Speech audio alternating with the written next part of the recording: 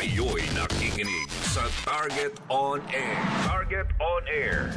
Kanina pa po namin na sinisikap pong makausap mga kaibigan at sa pagkakataon to sinisikap po namin makausap si Mayor Marcy Teodoro at nabasa ko dun sa social media at lumabas na rin ho to mga kaibigan at ang pahayag po ni Mayor Marcy Teodoro, ang plano po niya maghain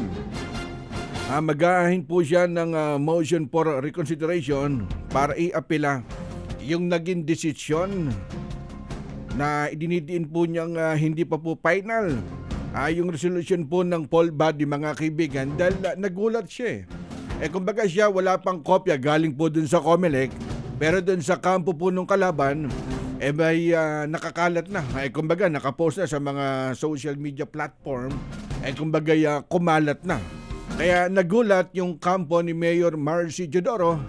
Abay teka, ako mismo kandidato wala pa akong kopya galing po dun sa COMELEC. Kaya maghahain po siya ng MR para po iapila yung naging desisyon mga kaibigan. Dahil ang depensa po dito ni Marikina Mayor Marcy Teodoro, matapos po kasing magdesisyon ang Commission on Election o COMELEC dyan sa First Division mga kaibigan na kansilahin yung kanyang Certificate of Candidacy para po dun sa pagka-congressman dyan sa District 1 ng lungsod po ng Marikina mga kaibigan.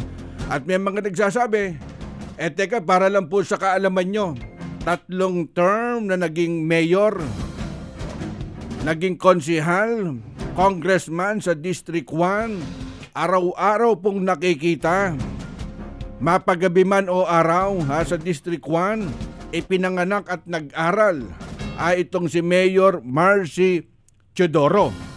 At may mga nabasa ho kami at nung last election mga kaibigan, nung last 2022, abay doon po sa Central School, Cagayan de Oro City, bumoto itong si Senador Coco Pimentel, kumbaga taga Cagayan de Oro City. At kumbaga inungkat po namin, yun palang angkan po ni na Coco Pimentel, taga Nangka, Marikina.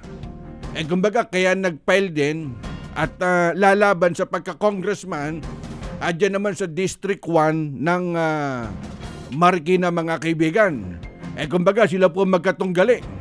At kaya inaantabayanan po natin at mas mainam makausap natin in pronto ito po si Mayor Marcy Teodoro at si Senador Coco Pimentel. Kumbaga madali naman pong kausapin po yung mama at dahil matindi po nagiging labanan po nila.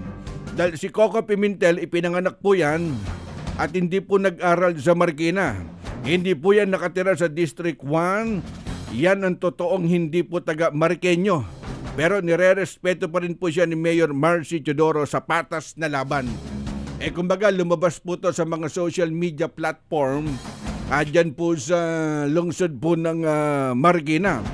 Pero na-surprise dito ang kampo ni Mayor Marcy Teodoro. Kumbaga kulang daw po dun sa resident dun sa District 1. Ang depensa po dyan, teka nakatatlong term nga na mayor at naging konsihal at naging congressman sa District 1. Ibig sabihin, baka lumipat po siya ng resident o doon po siya nasilipan ng COMELEC, kumbaga kulang. Yun magiging depensa po nung kampo ni na Coco Pimentel. Pero hayaan po natin ang COMELEC. Kumbaga naglabas na po ng decision ang Commission on Election sa First Division mga kaibigan. Ang problema para po kansilahin yung kanyang Certificate of Candidacy. Kumbaga para hindi po siya makatakbo.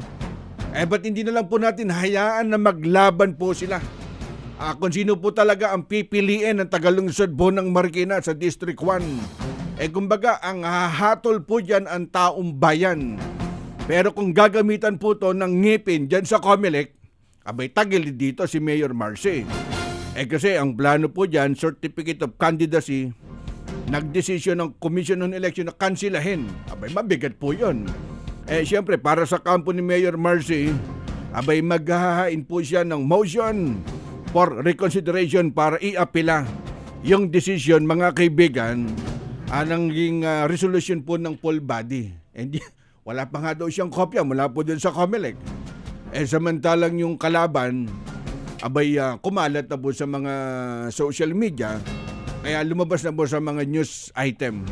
At mamaya sikapin natin makausap si Mayor Marcy Teodoro. Kayo, tagalungsod po ng Marikina, kakausapin namin sa pagkakataon na to. Sino masigit niyong susuportahan? Si Mayor Marcy Teodoro o si Senador Coco Pimentel naghain ng Certificate of Candidacy lalaban sa pagka-congressman sa District 1? May mga lumabas mga survey po doon at malaking bentahe. Kumbaga, lumalamang doon si Mayor Marcy Teodoro. Kung kayo tatanungin po namin, sino susuportahan nyo? Si Marcy Teodoro o si Coco Pimentel maglalaban sa District 1 sa pagka-congressman? Kaso medyo malaking dagok to sa kampo ni Mayor Marcy Teodoro. Kasi matapos pong magdesisyon ng Commission on Election o COMELEC sa First Division na kansilahin ang kanyang Certificate of Candidacy. Parang lumalabas si Mayor Marcy pa. Ang hindi tagalungsod ng Marikina. Magbabalik po kami. Kayo'y nakikinig sa Target on Air. Target on Air.